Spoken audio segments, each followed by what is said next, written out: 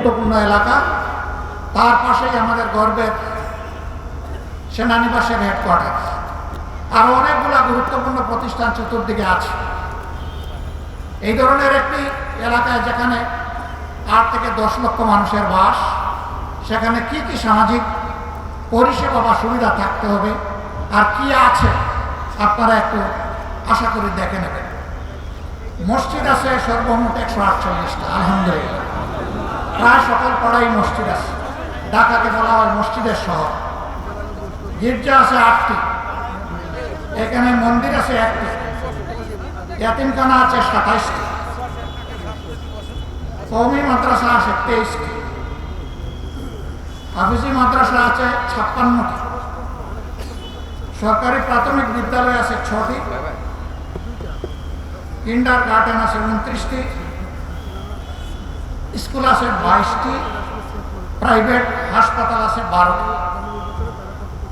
দুঃখের বিষয়, এত বড় একটা এলাকায় একটাও আন্ডার গ্রাজুয়েট কলেজ নাই, একটা মানসম্মত হাসপাতাল নাই, সেটা সরকারি হোক কিংবা বেসরকারি হোক।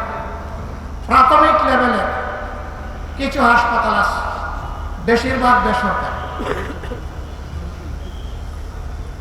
এই এলাকায় 3টা বড় খাল আছে, এগুলাকে খাল বলা যাবে না, এগুলো এখন ময়লার ভাগাড়। ওর পাশ দিয়ে হাঁটতে গেলে আপনি নাক চাপা দিয়েও হাঁটতে পারবেন না, আপনি অসুস্থ হয়ে পড়বেন, মাথা ধরবে এবং আপনার মাথার ব্যথা শুরু হবে। এর সাথেই পাল্লা দিয়ে বসবাস করছে অসংখ্য মানুষ। ড্রেনগুলা একেবারেই অপরিচ্ছন্ন, মশা মাছির ভাগাড়, প্রজনন কেন্দ্র। রাস্তাগুলো সরু, যা একটু বড় করা হয়েছে রাস্তার মাঝখানে একটা লাইট পোস্ট। এটা দেখার কেউ নাই, সরানোর কোনো প্রয়োজন নাই। ভাঙা রাস্তা, বাচ্চারা স্কুলে যাওয়ার সময় 3বার হুন্ডে খেয়ে পড়ে, তার সাথে হাতে ধরা মাও পড়ে যায়। সন্ত্রাস, মাদক এই এলাকায় দীর্ঘদিন ক্ষতিগ্রস্ত করেছে। আমরা তার নিখুঁত চিত্র তুলে আনার চেষ্টা করছি।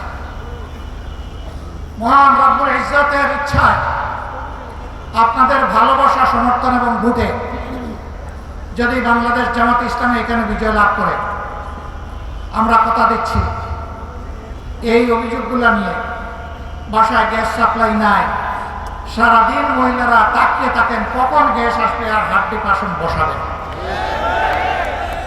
আমরা আপনাদেরকে কথা দিচ্ছি, আপনাদেরকে সাথে নিয়ে আপনাদের পাশে দাঁড়িয়ে ইনশাল্লাহ এই সমস্ত সমস্যার সমাধান আমরা করব। যেটা পারবো না কেন পারছি না, যেটা দেরি হচ্ছে কেন দেরি হচ্ছে, এটা জানানোর দায়িত্ব আপনাদের, আমাদের, আর জানার অধিকার আপনাদের। আমরা তা আপনাদের সামনে স্পষ্ট করব। এই এলাকার জন্য মানসম্মত হাসপাতাল এবং শিক্ষা প্রতিষ্ঠান ইনশাল্লাহ গড়ে তোলা হবে। মণিপুর হাই স্কুল সারা দেশের মধ্যে শ্রেষ্ঠ হাই স্কুলে পরিণত হয়েছিল। ফেসিবাদের কবলে পড়া এই হাই স্কুলের কি হয়েছে আপনারা তার সাথে। আমরা শুধু মণিপুর হাই স্কুল না, এরকম যতটা শিক্ষা প্রতিষ্ঠান আছে সবগুলাকে আমরা দেশের শ্রেষ্ঠ মানে আনার চেষ্টা করব। শুধু দেশ নয়, এই শিক্ষা প্রতিষ্ঠানগুলোতে কিভাবে বিশ্বমানে শিক্ষাদান নিশ্চিত করা যায় তার জন্য আমরা সর্বাত্মক চেষ্টা চালাবো ইনশাআল্লাহ। বাকি সমস্যাগুলো আপনাদেরকে সাথে নিয়ে আমরা সমাধান করব। প্রিয় দেশবাসী, আমি আজ আপনাদের সামনে দাঁড়িয়েছি বাংলাদেশ জামাত ইসলামের আমির হিসাবে না, আমি দাঁড়িয়েছি স্বাধীনতার 54 বছরে দফায় দফায় স্বৈর শাসনের কবলে পড়ে যে মানুষগুলা তাদের আপনজনকে হারিয়েছে, আমি তাদের একজন হয়ে আপনাদের সামনে দাঁড়িয়েছি। আমি আপনাদের সামনে দাঁড়িয়েছি যেই মানুষগুলা গুমের শিকার হয়েছে, সেই মানুষগুলা দুটি পরিবারের হয়ে। আমি আপনাদের সামনে দাঁড়িয়েছি ওই শিশুর হয়ে, গরিবের ঘরে জন্ম নেওয়ার কারণে যার কপালে শিক্ষা জুটে না, পথ হারিয়ে সে এক পর্যায়ে অন্ধকার জগতে অন্ধকার গলিতে ঢুকে যায়। আমি সেই সুবিধা বঞ্চিত শিশুর পক্ষ হয়ে এখানে দাঁড়িয়েছি। আমি দাঁড়িয়েছি রাস্তাঘাট পরিচ্ছন্নতার কাজে যে সমস্ত কর্মীরা রক্ত পানি করা ঘাম ঝরা, কিন্তু তারা তাদের শ্রমের ন্যায্য পাওনাটা পান না। সমাজ যাদেরকে সম্মানের চোখে দেখে না, আমি তাদের সম্মান ফিরিয়ে দেওয়ার জন্য এখানে দাঁড়িয়েছি। আমি দাঁড়িয়েছি ওই সমস্ত শ্রমিক সমাজের জন্য, আমার ভাই বোনদের জন্য, গার্মেন্টস শ্রমিক থেকে শুরু করে যত পর্যায়ে শ্রমিক অঙ্গন আছে, যাদের উপর বৈষম্য করা হয়, অবিচার করা হয়, তাদের একজন হয়ে তাদের অধিকার প্রতিষ্ঠার জন্য দায়িত্ব নিয়ে আমি এখানে দাঁড়িয়েছি। চা বাগানের শ্রমিকরা যুগ যুগ ধরে দুইটা বড় নিয়ামত থেকে তারা বঞ্চিত, একটা শিক্ষার আলো আর একটা স্বাস্থ্য সেবার অধিকার। এই দুইটা থেকে তারা যুগ যুগ ধরে বঞ্চিত। আমি দাঁড়িয়েছি তাদের হয়ে কথা বলতে। আমি দাঁড়িয়েছি বিগত দুঃশাসনের সময় স্টক মার্কেট লুট হয়ে যেই সমস্ত মানুষরা নিহত হয়েছেন, আত্মহত্যা করেছেন, সেই দুটি পরিবারের পক্ষে বিচার চাইতে আমি আপনাদের সামনে দাঁড়িয়েছি। প্রিয় দেশবাসী, আমি দাঁড়িয়েছি ব্যাংকগুলো লুট করে আজকে লক্ষ গ্রাহকের, কোটি গ্রাহকের টাকা যারা চুরি করে বিদেশে পালিয়েছে অথবা বর্তমানে কারাগারে আছে, তাদের কারণে আজকে যাদের জীবন তছনছ হয়ে গিয়েছে, আমি তাদের হয়ে আপনাদের সামনে দাঁড়িয়েছি।